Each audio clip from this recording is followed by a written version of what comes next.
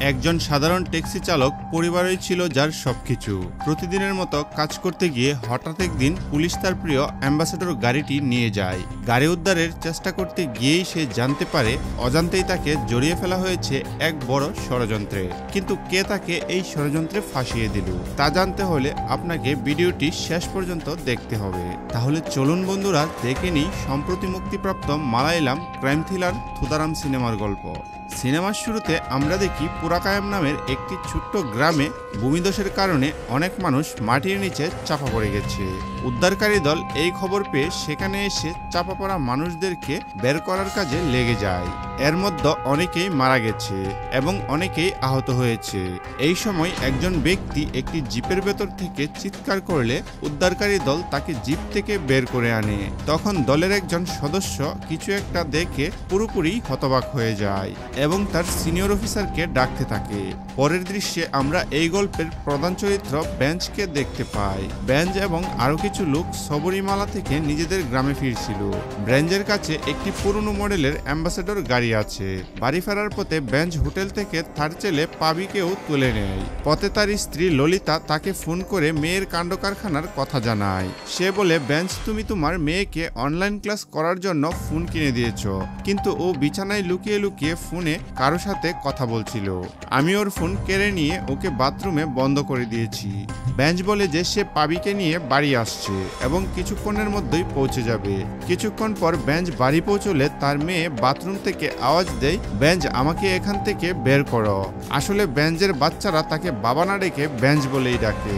Bench বাথরুমের দরজা খুলে তার মেয়েকে জিজ্ঞেস করে যে সে ফোনে কার সাথে কথা বলছিল। তার মেয়ে বলে, আরে বেঞ্চ, তুমিও কি মায়ের কথাই বিশ্বাস করতে শুরু করলে? এমন কিছুই না, আমি এমনি ফালতু কথা বলছিলাম। এরপর বেঞ্চ রান্নাঘরে গেলে ললিতা এই ব্যাপারে নিয়ে তাকে খুব বকাবকি করতে থাকে যে সেই তার মেয়েকে নষ্ট করেছে। বেঞ্চ তখন বলে, ললিতা, তুমি শুধু শুধু রাগ করো না। সকাল হওয়ার পর বেঞ্চ তার কাজ শুরু করে। সে তার গাড়িটা দিয়ে বাচ্চাদের স্কুলে পৌঁছে দেয় এবং ট্যাক্সি হিসেবেও সে ব্যবহার করে। এরই মধ্যে একদিন বেঞ্চ তার ছেলে পাবিকে এক কোনায় গিয়ে ধূমপান করতে দেখে। এই ঘটনা দেখে সে পাবিকে কিছু না বলে শুধু এটা নিশ্চিত করার চেষ্টা করে যে সে সিগারেট খাচ্ছিল নাকি গাঁজা। পরের দিন বেঞ্চ যখন দাড়ি কাটতে যায় তখন ললিতা এসে রেগে যায় এবং তার একটি দাড়িও সে কাটতে দেয় না, কারণ ললিতার কাছে বেঞ্চের দাড়ি খুবই পছন্দ ছিল। এভাবেই তাদের জীবন হাসি খুশিভাবে কাটছিল। একদিন বেঞ্চের মাস্টার তাকে ফোন করে তার খোঁজ খবর নেন। আসলে অনেক বছর আগে বেঞ্চ একজন স্টান্টম্যান ছিল এবং অনেক সিনেমায় সে নিজে স্টান্ট করেছে। অনেকেই তার মাস্টারের কাছে ট্রেনিং নিয়েছিল। মাস্টারের সব ছাত্ররাই সময় পেলেই ফোন করে খোঁজ খবর নিত এবং মাঝে মাঝে মাস্টারের সাথে দেখা করতেও আসতো। বেঞ্চ বলে যে সে সময় করতে পারেনি, কিন্তু অবশ্যই সময় করে তার সাথে দেখা করতে আসবে। সেই সময় পাবি তার বন্ধুদের সাথে বেঞ্চের কাছে আসে। পাবি ইঞ্জিনিয়ারিং পড়ছে। সে হোস্টেলে থাকে। ছুটিতে সে তার বন্ধুদের সাথে গ্রামে এসেছে। পাবির এক বন্ধু তো বেঞ্চের গাড়ি দেখে খুবই প্রশংসা করে। এরপর পাবির বন্ধুরা এবং বেঞ্চ সবাই মিলে বাড়িতে খাওয়া দাওয়া করছিল। তখন বেঞ্চের এক বন্ধু ইশারায় তাকে বাইরে ডাকে মদ খেয়ে মজা করার জন্য।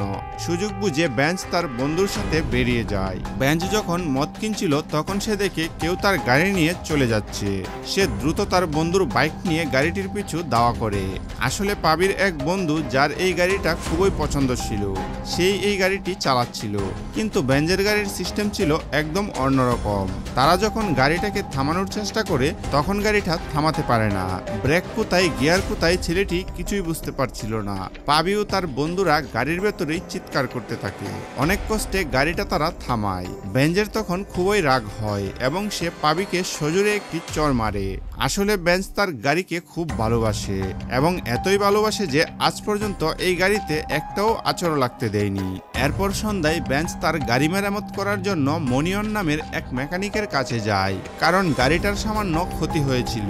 ওখানে বেঞ্চের বন্ধু তাকে বলে যে পাবিকে চড় মারাটা তার একদমই ঠিক হয়নি। বেঞ্চ বলে যে সে নিজের রাগ নিয়ন্ত্রণ করতে পারেনি। মন খারাপ করে বেঞ্চ তখন পাবিকে ফোন ও মেসেজ করে ক্ষমা চায়। চায়, কিন্তু পাবি তখন কোনো রকম উত্তর দেয় না। তখন ওই চেন্নাই থেকে মাস্টারের এক শিষ্য বেঞ্চকে একটি দুঃসংবাদ দেয় যে তাদের মাস্টার জি আর বেঁচে নেই। এই কথা শুনে বেঞ্চের পায়ের তলার মাটি সরে যায়, কারণ সে জীবনে যা কিছু শিখেছে তার সব মাস্টারের কাছ থেকেই শিখেছে। সে দ্রুত তখন চেন্নাইয়ের জন্য রওনা দেয়। তার স্ত্রীও তখন সাথে যেতে চায়, কারণ ললিতাও মাস্টারের খুব কাছের ছিল, কিন্তু বেঞ্চ তাকে তার সাথে নেয় না, কারণ বাচ্চাদের সামলাতে হবে। চেন্নাই পৌঁছে বেঞ্চ তার মাস্টারকে শেষবারের মতো দেখে এবং কান্নায় ভেঙে পড়ে। এরপর মাস্টারের শেষকৃত্য সম্পন্ন হয়। বেঞ্চ যখন নিজের গ্রামে ফিরে তখন কুট্টাচন নামের এক ব্যক্তি তাকে রেল স্টেশন থেকে নিতে আসে। আসলে কুট্টাচনের দোকানেই সেই মেকানিক মনিয়ন কাজ করত। বেঞ্চ তার গাড়ির ব্যাপারে জিজ্ঞেস করে, কিন্তু কুট্টাচন সে বিষয়ে কিছুই বলে না। মাস্টারের কথা জিজ্ঞেস করতে থাকে সে। বেঞ্চ জানায় যে কোভিডের পর মাস্টারের সুগার লেভেল খুবই বেড়ে গিয়েছিল, তার উপরে তিনি একা থাকতেন। যাই হোক, একদিন তো সবাইকেই পৃথিবী ছেড়েই যেতে হবে। কথা বলতে বলতে কুট্টাচন বেঞ্চকে বাড়ি নিয়ে না গিয়ে সোজা পুলিশ স্টেশনে নিয়ে আসে। স্টেশনের বাইরে গ্রামের এক প্রভাবশালী ব্যক্তি সাজি দাঁড়িয়েছিল। পুলিশ স্টেশনের ভেতরে কিছু একটা দেখে বেঞ্চের মাথা ঘুরে যায়। কুট্টাচন তাকে থামিয়ে বলে যে তারা ব্যাপারটা সামলে নেবে। এই পুলিশ স্টেশনে বেনি নামের একজন অফিসার ছিল। কুট্টাচন ও সাজি তার কাছে গিয়ে সাহায্য চায়। বেনি বলে, ও আমাকে থাপ্পড় মেরে পালিয়ে গিয়েছে, আমি ওকে কিভাবে ছাড়বো, আর তোমরা আমার কাছে সাহায্য চাইতে এসেছো কেন? বেনির কথায় এক চমকে দেওয়ার মতো তথ্য জানা যায়। আসলে বেঞ্চের গাড়িটি মেরামতের জন্য মেকানিকের দোকানে দেওয়া হয়েছিল, আর সেই মেকানিক মনিয়ন গাড়িটি ব্যবহার করে গাজার মতো কিছু জিনিস পাচার করতে শুরু করে। পুলিশ মনিয়নকে ধরে ফেলে, কিন্তু মনিয়ন পুলিশ অফিসার বেনিকে আক্রমণ করে গাড়িটি সেখানেই ফেলে পালিয়ে যায়। বেঞ্চ বলে যে গাড়িটা তার এবং সে ওটা মেরামতের জন্য দিয়েছিল। বেনি বলে, গাড়িটা খুব পুরনো, তোমাকে পারমিট কে দিয়েছে? আর ওই মনিয়নের নামে অনেক কেস আছে, ওকে কেউ দেখলেই আমাদের খবর দেবে। বেঞ্চ তার গাড়ি ফেরত চায় এবং ফাইন দিতেও সে রাজি হয়, কিন্তু অফিসার বেনি রাজি হয় না। এই সময় সুদীশ নামের একজন কনস্টেবল তার বোনের বিয়ের জন্য ছুটি চাইতে আসে। বেনি বলে যে ইন্সপেক্টর এলেই কথা হবে। বেঞ্চ বাইরে এসে তার গাড়ির দিকে তাকিয়ে আবেগপ্রবণ হয়ে পড়ে। রাত হয়ে গেলেও বেঞ্চ ইন্সপেক্টরের অপেক্ষায় স্টেশনের বাইরেই বসে থাকে, যদি কোনোভাবে কথা বলে তার গাড়িটাকে ফিরিয়ে নেওয়া যায়। সেই সময় সাজিয়ে এসে বেঞ্চকে বলে যে মনিয়ন বাইক নিয়ে বাড়ি ফিরেছে। তারা মনিয়নের বাড়িতে যায়, কিন্তু সে সেখানে ছিল না। তার বাবা মা মনিয়নের উল্টো তাদের কথা শুনিয়ে তাড়িয়ে দেয়। এরপর তারা এক স্থানীয় রাজনৈতিক নেতাকে নিয়ে পুলিশ স্টেশনে আসে। নেতাটি একজন পুলিশ অফিসারের সাথে কথা বলে ব্যাপারটা মিটমাট করার ব্যবস্থা করে এবং বেঞ্চকে বলে ইন্সপেক্টরকে 10,000, এসআইকে 8,000 এবং কনস্টেবলকে 7,000 টাকা দিয়ে দিতে। বেঞ্চের কাছে এত টাকা ছিল না, তাই সে ললিতার কাছে সাহায্য চাইলে ললিতা রেগে গিয়ে তার টাকায় হাত দিতে বারণ করে দেয়। তারা যখন বেনির কাছে যায় তখন বেনি টাকা নিতে রাজি হয় না এবং বলে যে আগে মনিয়নকে ধরে তার সামনে আনতে হবে। এই বলে বাহিরে গিয়ে বেনি দেখে যে বেঞ্চ তার গাড়ি পরিষ্কার করছে। বেনি তখন রেগে গিয়ে বলে, এটা একটা প্রমাণ, তুমি এর সাথে এমন করতে পারো না। এই নিয়ে বেঞ্চ ও বেনির মধ্যে তখন তর্ক শুরু হয়। বেঞ্চের বন্ধুরা কোনোভাবে তাকে সেখান থেকে টেনে বের করে বাড়ি পাঠিয়ে দেয়। বাড়ি ফিরে বেঞ্চের ঘুম আসে না, সে শুধু তার গাড়ির কথাই ভাবতে থাকে। সে ললিতার কাছে পাবির কথা জিজ্ঞেস করলে ললিতা জানায় যে পাবি ফোন করেছিল। সে গাড়ির কথা শুনে আফসোস করলো। সেই রাতে বেঞ্চ আবার পুলিশ স্টেশনে যায় ইন্সপেক্টরের সাথে কথা বলতে। একজন অফিসার জানায় যে ইন্সপেক্টর জর্জ ভেতরে আছেন। বেঞ্চ জর্জের কেবিনে গিয়ে নিজের পরিচয় দেয় এবং গাড়ির ব্যাপারে সব কথা খুলে বলে। জর্জ বেনিকে ডেকে গাড়িটা ফেরত দিতে বলে। বেনি আসলে একটু রাগী স্বভাবের ছিল। সে চাবি না দিয়ে নিজেই গাড়িটা স্টেশন থেকে বাইরে নিয়ে আসে এবং জর্জকে বলে, স্যার আমি এই গাড়িটা ওকে ফেরত দেব না, ওই সামান্য মেকানিক মনিয়ন আমাকে মেরেছে। জর্জ বলে, এতে ইগো রেখো না, চাবিটা তুমি ওকে দিয়ে দাও। চাবি পেয়ে বেঞ্চ যখন গাড়ি নিয়ে চলে যাচ্ছিল তখন ওই জর্জ তাকে ডেকে বলে, বেঞ্চ আমাদের এক জায়গায় নামিয়ে দিতে পারবে? আসলে আজ সুদীশের বোনের বিয়ে, তুমি আমাকে সেই বিয়ের জায়গার কাছে নামিয়ে দিয়ে চলে যেও। বেঞ্চ যেতে না চাইলেও জর্জ যেহেতু তাকে সাহায্য করেছে সেই জন্য সে রাজি হয় এবং বেনি ও জর্জকে বিয়ের জায়গায় পৌঁছে দেয়। পথে তখন তাদের মধ্যে অনেক কথা হয়। বিয়ের জায়গায় পৌঁছে জর্জ বেঞ্চকেও বিয়েতে আমন্ত্রণ জানায়, কিন্তু বেঞ্চ বলে যে সে এখানে কাউকে চেনে না আর সে বাড়ি ফিরতে চায়। কিন্তু বেনি তার কাছ থেকে গাড়ির চাবি নিয়ে বিয়ের আসরে চলে যায় এবং বলে যে তাদের ফেরার সময় পর্যন্ত অপেক্ষা করতে। অনেকক্ষণ পর বেনি এসে বলে যে তাদের এখন বেরোতে হবে। জর্জ বেঞ্চকে বলে আমাদের সুদিশের বাড়ি থেকে কিছু জিনিস আনতে হবে, প্লিজ আমাদের তুমি সেখানে নিয়ে চলো। ওর বাড়ি পুরাকায়ামে। বেঞ্চ বলে ওই জায়গাটা অনেক দূরে, তাই সে গাড়ি নিয়ে যেতে পারবে না। জর্জ বলে আমরা এখন মদ্যপ অবস্থায় আছি, গাড়ি চালাতে পারবো না, তুমি সাহায্য না করলে কে করবে। বেঞ্চের কাছে আর কোনো উপায় ছিল না। সে জর্জ, বেনি এবং সুদিশকে নিয়ে তাদের এক আত্মীয়ের বাড়িতে কিছু জিনিসপত্র আনার জন্য যেতে থাকে। কিছু দূর যাওয়ার পর বেঞ্চের গাড়ি বন্ধ হয়ে যায়। বেঞ্চ বলে গাড়ির ইঞ্জিন গরম হয়ে গেছে, ইঞ্জিন ঠান্ডা হলে গাড়ি আবারও চালু হবে। কিছুক্ষণ পর তারা আবারও যাত্রা শুরু করে। আরো কিছুক্ষণ যাওয়ার পর জর্জ বেঞ্চকে একটি শর্টকাট রাস্তা নিতে বলে। বেঞ্চ বলে এই রাস্তাটা খুব খারাপ, কিন্তু জর্জ বলে এখান থেকে গেলে মাত্র 1 কিলোমিটারের রাস্তা যেতে হবে। তারা জোর করলে বেঞ্চ সেই পথেই এগোয়। রাস্তাটা সত্যিই খুব খারাপ ছিল এবং বেঞ্চের গাড়িতে একের পর এক আঁচড় লেগে যাচ্ছিল। সামনে একটি নদী এলে বেঞ্চ বলে সে আর গাড়ি নিয়ে এগোতে পারবে না। জর্জ বলে আরে বেঞ্চ, তোমার গাড়ির কিছুই হবে না, সামান্য জলই তো। তাদের চাপে পড়ে গাড়ি নিয়ে বেঞ্চ নদী পার হয় আর যেতে যেতে জিজ্ঞেস করে যে আর কত দূর যেতে হবে। বেনি বলে এখান থেকে 4 কিলোমিটার। এই কথা শুনে বেঞ্চের রাগ হয়। সে বলে প্রথমে বলেছিলেন 1 কিলোমিটার আর এখন বলছেন এভাবে চালালেও আরো 4 কিলোমিটার, আর এভাবে 4 কিলোমিটার চালালে আমার গাড়ি খারাপ হয়ে যাবে। এই বলে বেঞ্চ গাড়ি থামিয়ে দেয় আর একটুও সে এগিয়ে যেতে চায় না। তখন জর্জ বেঞ্চকে আসল ঘটনা বলে, দেখো বেঞ্চ, কাল আমাদের সুদিশের বোনের বিয়ে, আর তুমি তো ওর পরিবারকে দেখেছো, কত সাধারণ মানুষ। ওদের বাড়িতে এটা প্রথম বিয়ে, কিন্তু সুদিশের বোন কলেজের সময় থেকে একটি ছেলেকে ভালোবাসতো। সেই ছেলেটা সুদিশের বাড়িতে এসে ঝামেলা করতে শুরু করে। ছেলেটার কাছে সুদিশের বোনের কিছু ছবি আর ভিডিও ছিল, যা দেখে সে সুদিশকে ব্ল্যাকমেল করছিল।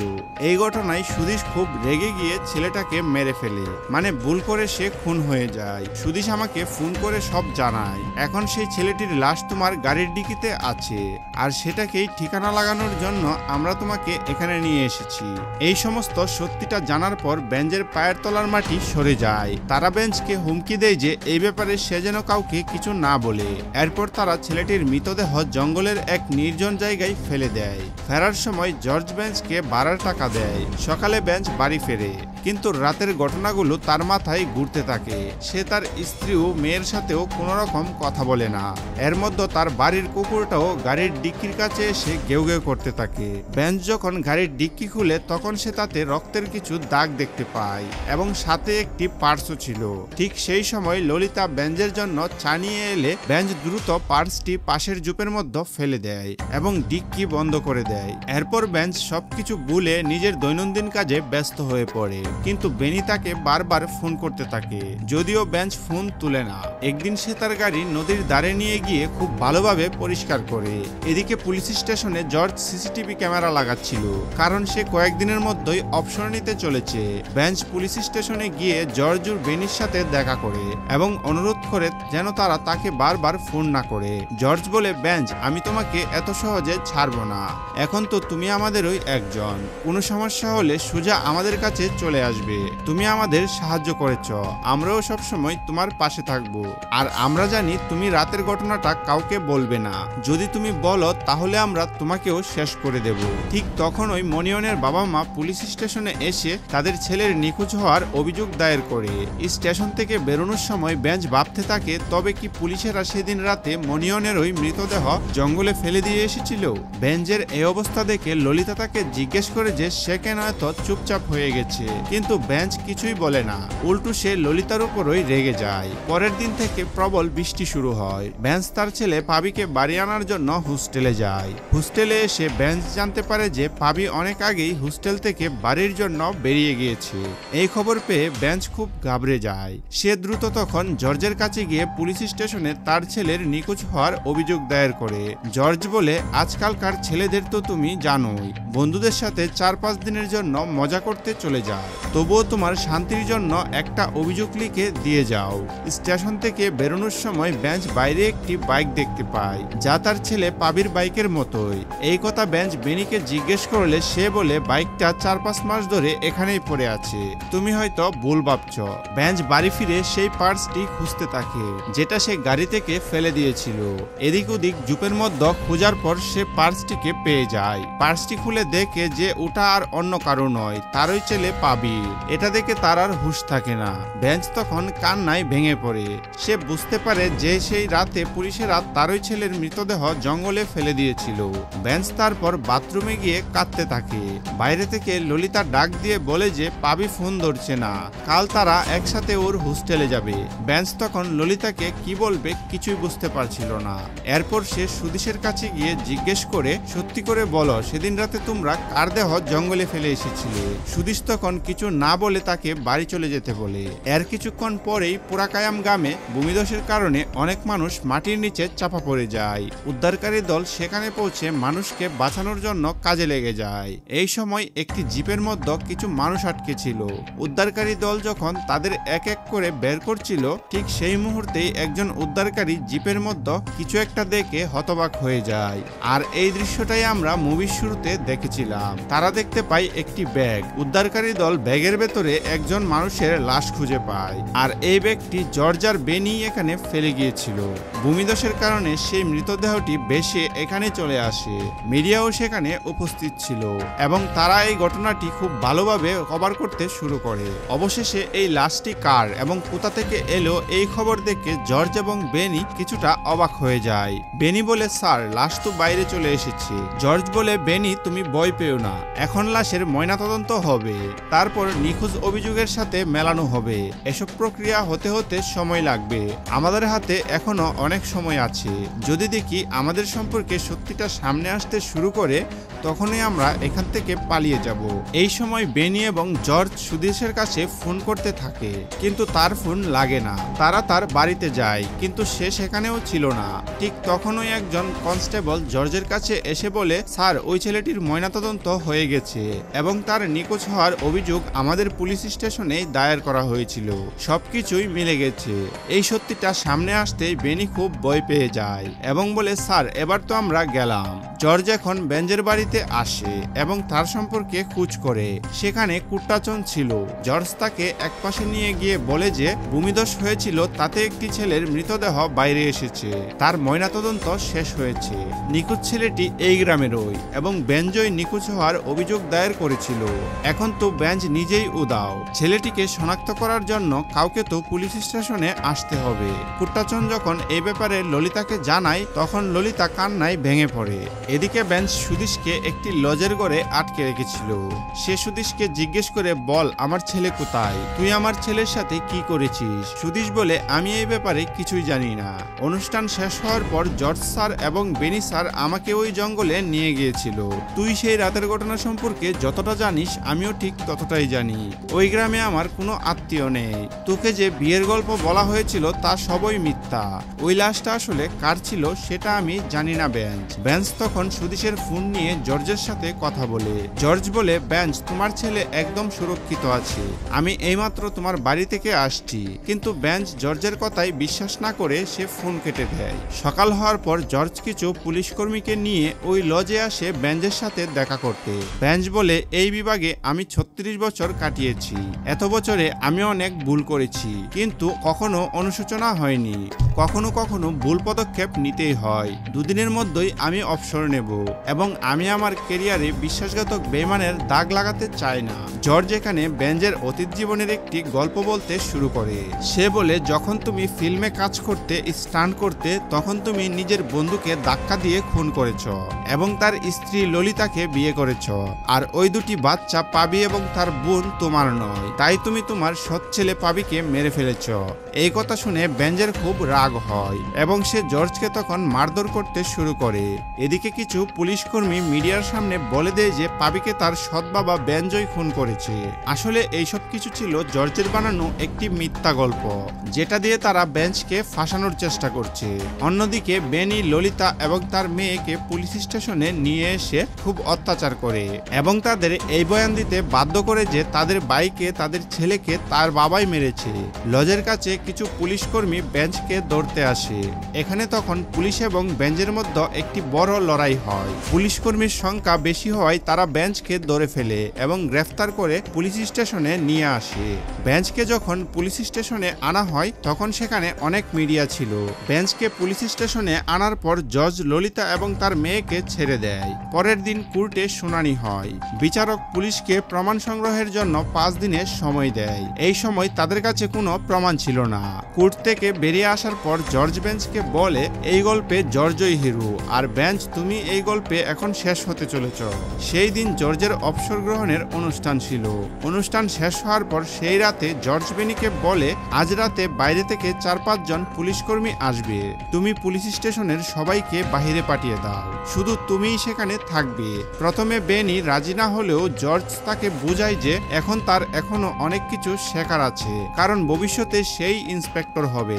এই কথা শুনে সে রাজি হয়ে যায়। বেনি অনেক কনস্টেবলকে বিভিন্ন কাজে পাঠিয়ে দেয়, কাউকে পেট্রোলিং এ, কাউকে বাড়ি। সে পুলিশ স্টেশনের সমস্ত সিসি ক্যামেরা বন্ধ করে দেয়, এমনকি সুদেশকেও সেখানে থাকতে দেয় না।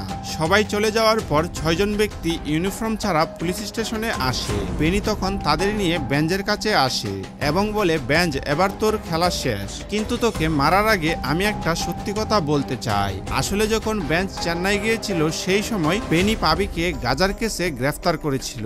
বেনি এবং জর্জ পাবিকে খুবই অত্যাচার করে, কিন্তু এই সময় মাথায় গুরুতর আঘাত লাগার কারণে পাবি সেখানেই মারা যায়। এরপর তারা সবাইকে বেঞ্চকে মারার চেষ্টা করে, কিন্তু বেঞ্চ তখন হার মানে না, সে তাদের সাথে লড়াই করে। ঠিক সেই সময় সুদেশ পুলিশ স্টেশনে ফিরে আসে।